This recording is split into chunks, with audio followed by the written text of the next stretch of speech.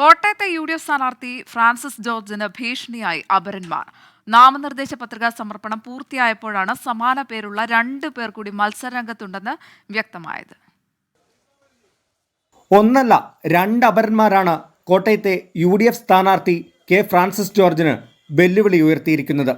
കോട്ടയം കൂവപ്പള്ളി സ്വദേശി ഫ്രാൻസിസ് ജോർജാണ് യു.ഡി.എഫിനെ ഇതിൽ കൂടുതൽ പ്രതിരോധത്തിലാക്കുന്നത്. മറ്റൊരാൾ തൃശൂർ കേച്ചേരി സ്വദേശി ഫ്രാൻസിസ് ഇ ജോർജാണ്. നാമനിർദ്ദേശ പത്രിക സമർപ്പിക്കുന്ന അവസാന ദിവസമായ ഇന്നലെയാണ് 2 പേരും പത്രിക നൽകിയത്. അതീവ രഹസ്യമായിട്ടുള്ള നീക്കം ചെറുക്കാൻ അതുകൊണ്ട് തന്നെ യു.ഡി.എഫ് സ്ഥാനാർത്ഥിയായ കെ ഫ്രാൻസിസ് ജോർജിനും സാധിച്ചില്ല. അപരന്മാരെ ഇറക്കിയതിന് പിന്നിൽ LDFിൻ്റെ പരാജയ ഭീതിയാണെന്ന ആരോപണമാണ് യു.ഡി.എഫ് ഉന്നയിക്കുന്നത്. എന്നാൽ LDF നേതൃത്വം ഇത് നിഷേധിച്ചു. ചിഹ്നം കൂടി ലഭിക്കാത്ത സാഹചര്യത്തിൽ അപരന്മാരുടെ ശല്യം യു.ഡി.എഫിന് തലവേദനയാകും.